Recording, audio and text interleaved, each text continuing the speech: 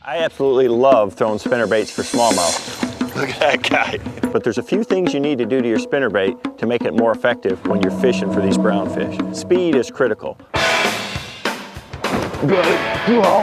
What a fish. I need a spinnerbait I can reel fast, so I'm going to use double willow blades so I can reel it faster. Another thing is I usually downsize the rear blade. I stole the 4.5, a little one size smaller blade, and put it on the back of it. That allows me a faster retrieve and it'll keep the bait down in the water. Another thing is I'll just trim the main body of that skirt just a little bit shorter, right down almost to the back of the main hook. It's a smaller target for the fish to hit. And always, always have that trailer hook on there. That is a monster. The key for that is you're keeping it up where it's against the surface and they can't get as good a look at it. There's nothing better than that right there. But with it up high like that, they're looking up at it against that surface and the wave action and the ripples that are there. I've got a nice bright color today. I'm throwing a chartreuse and white because of the sky conditions that we have.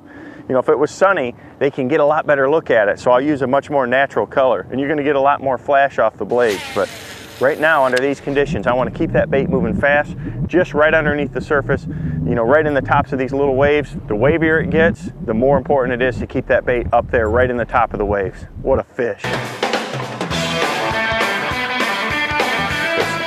There's a good one right there. Oh my gosh. He just annihilated it. When you're reeling that spinnerbait in, I'm not just burning it steady. I'm stopping it and starting it. You got to give those fish a reason to think that they can come a long ways to hit it and actually get it. They may be 8, 10, 12 feet deep, and they want to decide whether they can come up there and hit what you're showing them. If that spinnerbait's stopping and starting and twitching and jerking, it looks like it's got something wrong with them. And these guys right here, they cannot handle erratic movements out of the bait. There it is. It be there someplace. When you're catching smallies like this on spinnerbaits, it is not a light tackle affair. I mean, that's another big one. I'm throwing a 6', 10 inch, my own signature series spinning rod, 17-pound test mono, and a high speed of 7-to-1 reel. You got to be able to make long casts, and you need to be able to burn that spinnerbait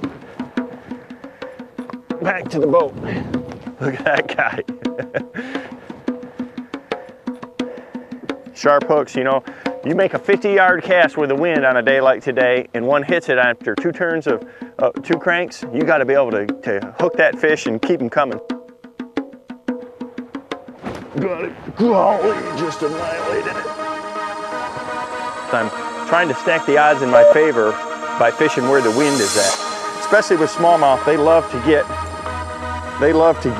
along sandbars and drop-offs, and if you got the wind blowing, it just helps make your job a lot easier. You don't have to cover a whole flat. I try to have the boat position so my lure's in the strike zone for the maximum amount of the cast. So I'm going to throw right down these edges, kind of at a pretty steep angle, quartering and throwing across and right down it so that my bait is almost right over the top of those fish through the whole cast. That way they get the maximum amount of time to see it and come up and hit it. Speed is critical. Keep that bait moving fast, right underneath the surface, stopping and starting and twitching and jerking. Stout rod and stout line.